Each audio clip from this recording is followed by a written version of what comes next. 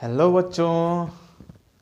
चलिए तो आज हम स्टार्ट करने जा रहे हैं नेक्स्ट टॉपिक। क्लास 11th का नेक्स्ट टॉपिक आज हम लोग पढ़ेंगे, जिसमें हम लोग स्टडी करेंगे हुक्स लॉ। इससे पहले जो टॉपिक है स्ट्रेस क्या होता है, स्ट्रेन क्या होता है, टाइप ऑफ द स्ट्रेस और स्ट्रेन, ये सारा चीज़ हम लोग ने पिछले वीडियो में देखा था। और यदि आप वो वीडियो ना देखे हैं तो एक बार ज़रूर देखें पीछे जाकर, तभी जो आपको ये हुक्स लॉ अच्छी तरह से समझ में आएगा। तो आज हम लोग डिस्कस करेंगे हुक्स लॉ और मॉडुलस ऑफ इलास्टिसिटी क्या होता है। इसके बाद मॉडुलस ऑफ इलास्टिसिटी कितने प्रकार के होते हैं ये हम लोग भी देखेंगे। यंग्स मॉडुलस क्या होता है, बल्क मॉडुलस क्या होता है, शेयर मॉडुलस क्या होता है, सारा चीज़ हम यहाँ पर डिस्कस करेंगे। और फिर इसके बाद कुछ जो है इस पर हम कुछ न्यूमेरिकल्स भी सॉल्व करेंगे, कुछ अच्छे न्यूमेरिकल्स भी सॉल्व करेंगे जो कॉम्पिटिटिव एग्जाम में पूछे गए हैं, और कुछ आसान न्यूमेरिकल भी सॉल्व करेंगे। कुछ जो सीबीएसई बोर्ड में आया हुआ है रिलेटेड जो हमारा एग्जाम्पल है वो भी हम लोग सॉल्व करेंगे।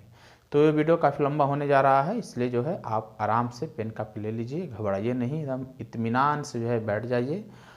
दरवाज़ा डोर सब बंद कर लीजिए और फैन स्टार्ट कर लीजिए। खैर फैन की तो ज़रूरत नहीं क्योंकि अभी ठंडी चल रही है, तो इसलिए जो भी हो रजाई से बाहर निकलिए, क्योंकि ज़्यादा गर्मी के अंदर रहेंगे तो फिर आपको क्या होगा, नींद आना शुरू हो जाएगा। तो चलिए स्टार्ट करते हैं। हम सबसे पहले पढ़ेंगे आज हम हुक्स लॉ। और हुक्स लॉ पढ़ने से पहले आपको मैं ये याद दिला दूं कि आप जो पीछे का वीडियो अगर आप नहीं पढ़े हैं, आप पढ़ रहे हैं क्लास 11th का फिजिक्स, इसमें आज का टॉपिक हम लोग बहुत ही इंटरेस्टिंग होने जा रहा है, हुक्स लॉ। ओके, तो हुक्स साहब ने क्या कहा था, पीछे का टॉपिक अगर आप नहीं देखें तो एक बार ज़रूर जाएं यूट्यूब पर, देखें, सर्च करें जो भी टॉपिक आप देखना चाहते हैं। स्ट्रेस भाई पवन सर, स्ट्रेस भाई पवन सर, साइंस 066, तो आपको वीडियो मिल जाएगा और वहाँ से आप वो वीडियो देख सकते हैं। ओके, तो चलिए स्टार्ट करते हैं हुक्स लॉ। हुक्स साहब ने क्या किया था कि एक्सपेरिमेंटली उन्होंने ये देखा था कि जब 1679 की बात है, ये 1679 की बात है, 1679 की। हुक्स साहब ने ये देखा कि यदि कोई वायर है, वायर पर अगर हम लोड लटकाते हैं तो इसमें जो एक्सटेंशन हो रहा है, जो वायर में जो खिंचाव हो रहा है, वो लोड के डायरेक्टली प्रोपोर्शनल है। उन्होंने बस एक वर्ड, एक सेंटेंस लिख दिया कि एक्सटेंशन इज डायरेक्टली प्रोपोर्शनल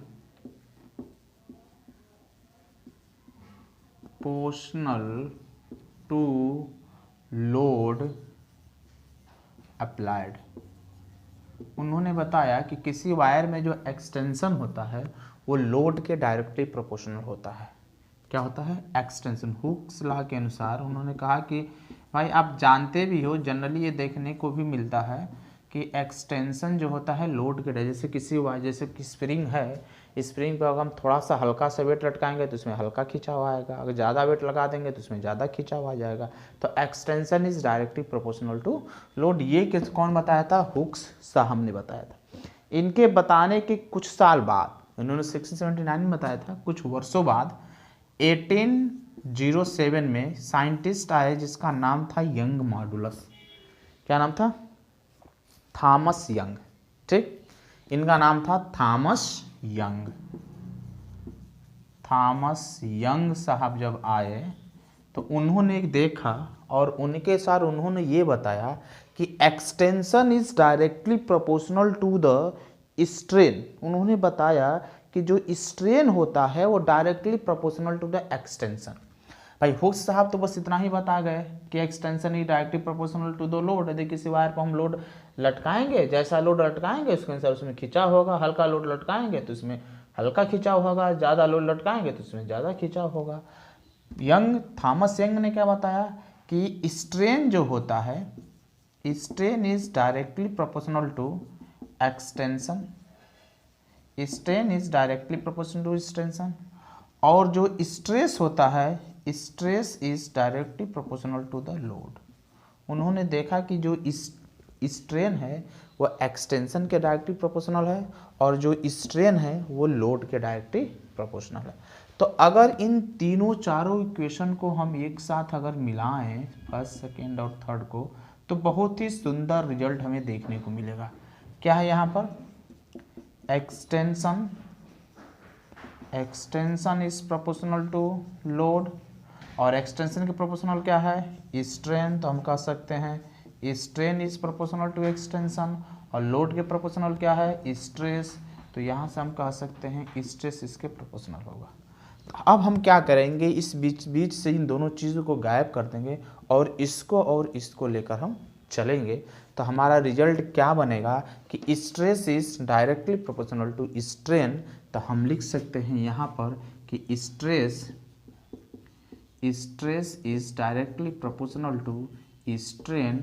और जब यहाँ से हम प्रोपोर्शनलिटी कांस्टेंट हटाते हैं तो एक कांस्टेंट लग जाता है इस स्ट्रेन, और हमारा stress by strain equal to हो जाएगा कांस्टेंट। इसको हम इस तरह लिख सकते हैं, stress by strain equal to constant. ठीक, ये जो कांस्टेंट होता है इसको हम बोलते हैं मॉडुलस ऑफ इलास्टिसिटी या कोएफिशिएंट ऑफ इलास्टिसिटी।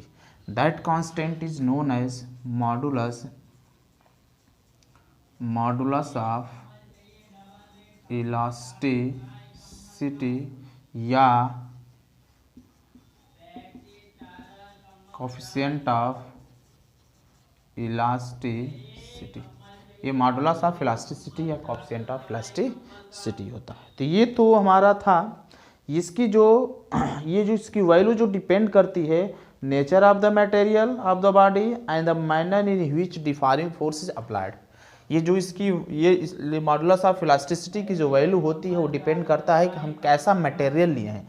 जैसा मटेरियल लेंगे उसके अनुसार उसमें खिंचाव होगा। ऐसा नहीं कि हर एक मटेरियल में सेम खिंचाव होगा। ऐसे हो, मैंने पिछले वीडियो में बताया था कि अगर हम इस स्टील ले लें और कापर ले लें और दोनों पर जो होगा सेम हम लोड अप्लाइड करें तो कापर में ज़्यादा खिंचाव हो जाता है और स्टील में कम खिंचाव होता है। तो ये मॉडुलस ऑफ जो एक्सटेंशन है, मॉडुलस ऑफ इलास्टिसिटी जो होता है वो डिपेंड करता है हमारे मटेरियल ऑफ द बॉडी, और इस बात पर भी डिपेंड करता है कि हम डिफॉर्मिंग फोर्स कैसा लगा रहे हैं, किस तरह का डिफॉर्मिंग फोर्स इसमें हम लगा रहे हैं। तो हम कह सकते हैं कि इट्स वैल्यू डिपेंड, जो इसकी वैल्यू होता है डिपेंड करता है material of the body and the deforming force applied. Deforming force हम इस पर अप्लाइड कर रहे हैं उसके ऊपर ये डिपेंड कर रहा है।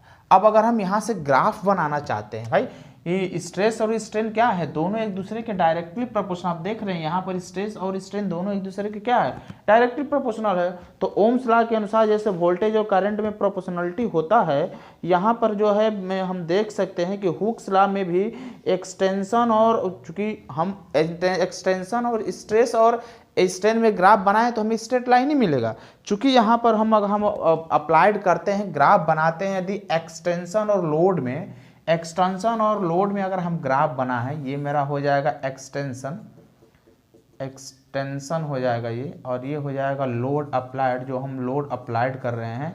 इसके बीच अगर हम ग्राफ बनाते हैं तो हमें जो है एकदम सीधी लाइन मिलता है, क्योंकि एक्सटेंशन क्या होता है, लोड के ही डायरेक्टली प्रोपोर्शनल टू होता है।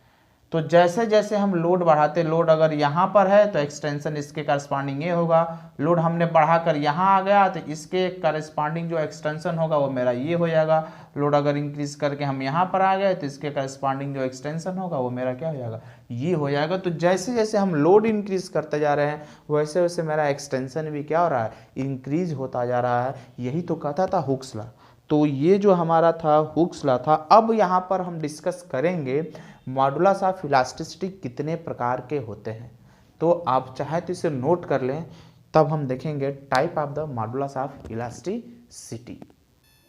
तो चलिए हम डिस्कस करते हैं type of the modulus of elasticity. आप यहाँ से देख रहे हैं कि जो मॉडुलस ऑफ कांस्टेंट है वो मेरा मॉडुलस ऑफ इलास्टिसिटी कहा जाता है। तो हम लिख सकते हैं यहाँ पर कि मॉडुलस ऑफ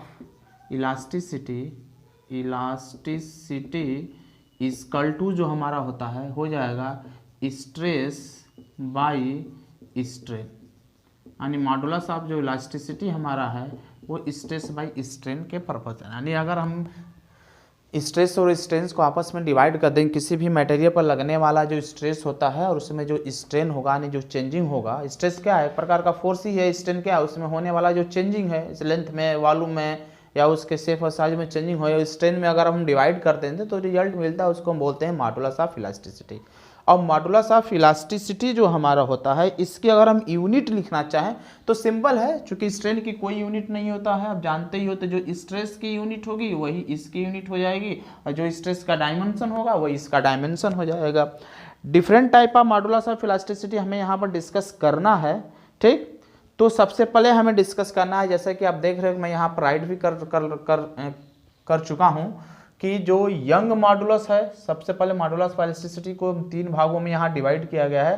पहला आपका होता है यंग मॉडुलस, जिसको हम बोलते हैं modulus of elasticity of length, जिसमें कि किसी वायर के लेंथ में अगर इंक्रीजमेंट होता है तो जो वहाँ पर हम मॉडुलस ऑफ इलास्टिसिटी की बात करते हैं उसमें हम बोलते हैं यंग मॉडुलस। दूसरा हमारा होता है जिसको कि हम वाई से डिनोट करते हैं, और ये में दूसरा होता है बल्क मॉडुलस, जिसको कप्पा या किसी बुक में बी से भी डिनोट कर देता है।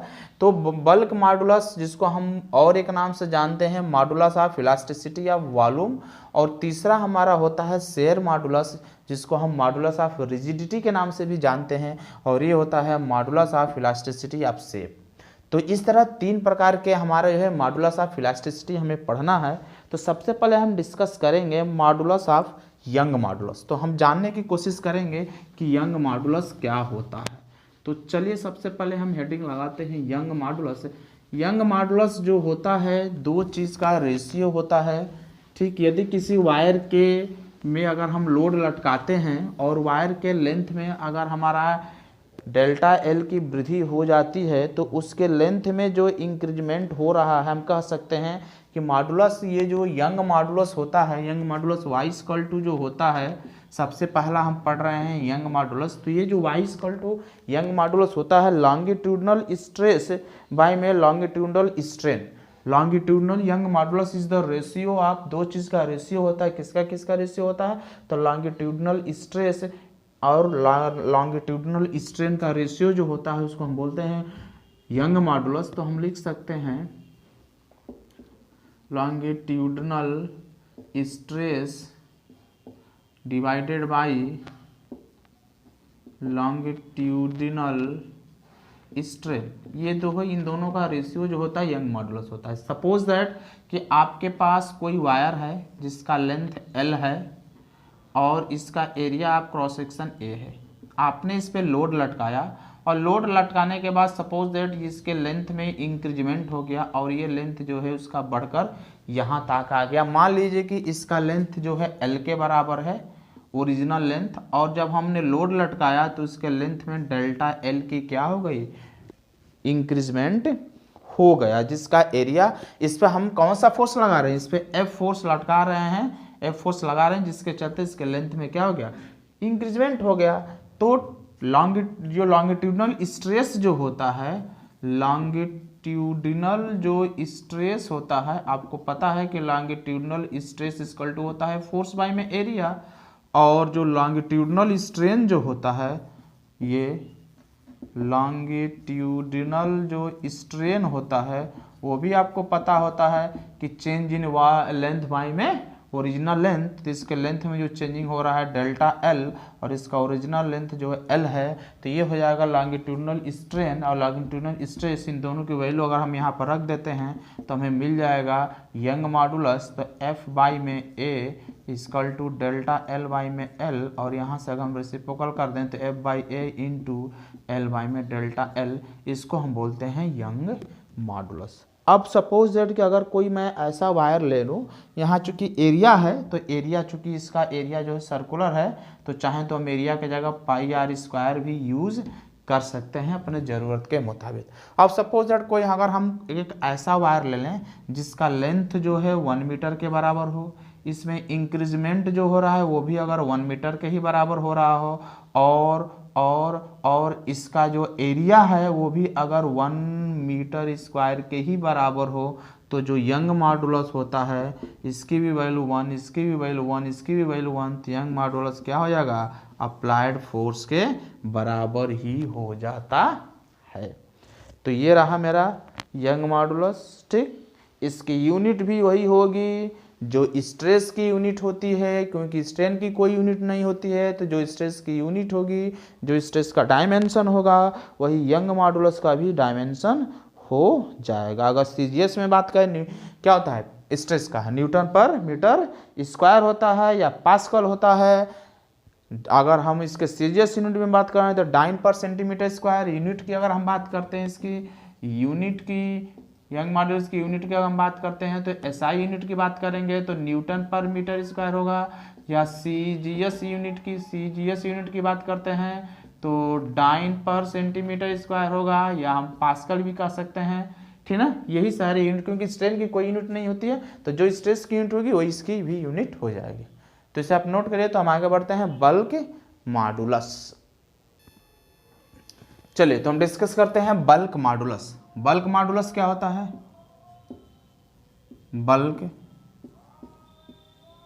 मॉडुलस, बल्क मॉडुलस को हम क्या बोलते हैं, जैसा कि आप लिखा है modulus of rigidity, modulus of elasticity of volume. तो बल्क मॉडुलस में सपोज दैट कि हमारे पास कोई एक ऐसा शेप है, ठीक ना, और इस पर हम फोर्स प्रेशर लगा रहे हैं। अगर इस पर प्रेशर लगाया जाए चारों तरफ से, और प्रेशर लगाने से इसका वॉल्यूम जो है घटकर कुछ इस तरह हो जाए, अंदर की तरफ है, चारों तरफ से लगाया जा रहा है, इस पर इधर से और इधर से लगाया, जिसके चलते इसके लेंथ में भी कमी आ जाए और इसके ब्रेथ में भी कमी आ जाए, ठीक। तो जो बल्क मॉडुलस होता है, जिसको हम कप्पा से डिनोट करते हैं, बल्क मॉडुलस इक्वल टू जो नॉर्मल, जो उसका स्थिति था नॉर्मल स्ट्रेस बाय में वॉल्यूमेट्रिक स्ट्रेन हम कह सकते हैं। तो bulk modulus equal to normal stress